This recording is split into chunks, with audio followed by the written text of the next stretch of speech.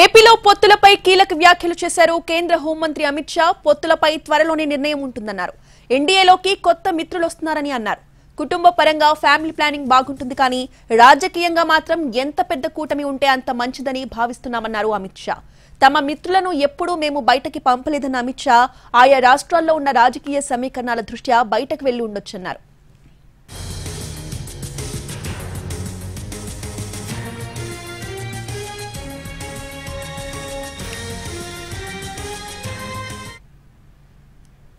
ఏపీలో పొత్తులపై అమిత్ షా చేసిన కీలక వ్యాఖ్యలకు సంబంధించి పూర్తి అప్డేట్స్ ని ఢిల్లీ నుంచి మా ప్రతినిధి రాజు అందిస్తారు.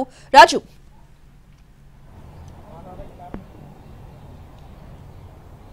రోజా, ఆంధ్రప్రదేశ్ కు సంబంధించినటువంటి పొత్తులపైన ఇప్పటికే కొంత చర్చ కొనసాగుతూనే ఉంది. ఎందుకంటే 2 రోజుల క్రితం ఏపీ నుంచి ప్రత్యేకంగా రాజకీయాలకు సంబంధించినటువంటి అంశాలపైన అటు ఢిల్లీలో జరిగినటువంటి చర్చలే దీనికి కారణమని చెప్పుకోవచ్చు. ఎందుకంటే అమిత్ షాను కలిసేందుకు, జేపీ నడ్డాను కలిసేందుకు ఏదైతే టీడీపీ అధినేత చంద్రబాబు ఢిల్లీకి వచ్చారు, ఆ సందర్భంగా ప్రత్యేకంగా రాత్రి సమావేశం కూడా అయ్యారు. అయితే దీనికి సంబంధించి ఇప్పటి వరకు 2 పార్టీల నుంచి కూడా ఎటువంటి అధికారిక ప్రకటన రాలేదు.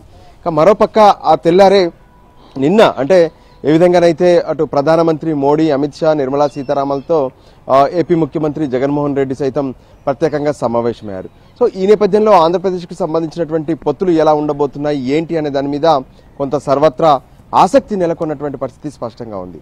అయితే ఈరోజు ఒక ఛానల్కు, నేషనల్ మీడియాలో ఉన్నటువంటి ఒక ఛానల్కు ప్రత్యేకంగా గ్లోబల్ సమ్మిట్లో పాల్గొన్నటువంటి కేంద్ర హోంశాఖ మంత్రి అమిత్ షా కొన్ని కీలక ప్రకటనలు చేశారు.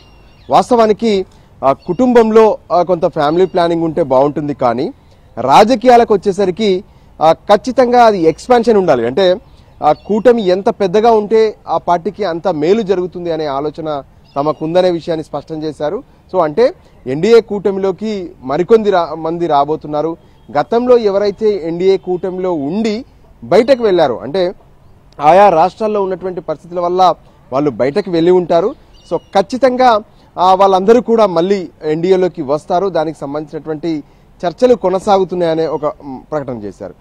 మరి ఏదైతే ఆంధ్రప్రదేశ్కి సంబంధించి 2 పార్టీలకు సంబంధించినటువంటి వాళ్ళు కూడా ఢిల్లీకి వచ్చి కీలకంగా బీజేపీతో సమావేశాలు జరుగుతున్నాయి. ఈ విషయంలో ఎటువంటి నిర్ణయం కేంద్ర బీజేపీ తీసుకుంది అనే విషయం పైన మాత్రం ఆయన స్పందిస్తూ దానికి సంబంధించి చర్చలు జరుగుతున్నాయి. సో ఇప్పటికైతే ఇంకా ఎటువంటి కీలక నిర్ణయం తీసుకోలేదు. సో త్వరలోనే దీనికి సంబంధించినటువంటి, అంటే ఆంధ్రప్రదేశ్ పొత్తులకు సంబంధించినటువంటి వ్యవహారం పైన ఒక కీలక నిర్ణయం తీసుకుంటామని చెప్పి అమిత్ షా అన్నారు.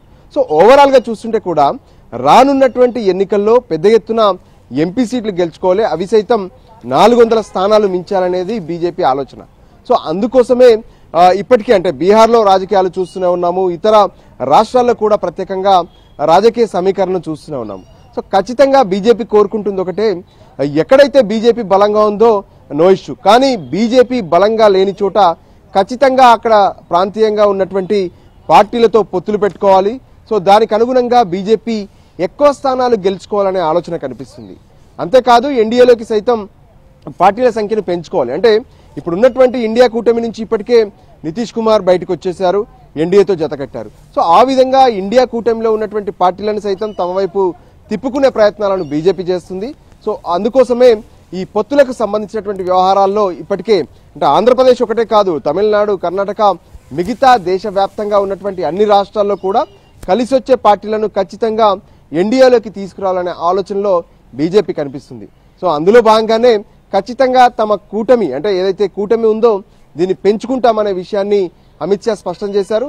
సో దీనికి అనుగుణంగానే ఆంధ్రప్రదేశ్కు సంబంధించినటువంటి పొత్తుల విషయంలో సైతం త్వరలోనే ఒక కీలకమైనటువంటి ప్రకటన బీజేపీ చేసే అవకాశం అయితే స్పష్టంగా కనిపిస్తుంది. రోజా, రైట్, థ్యాంక్ యూ రాజు.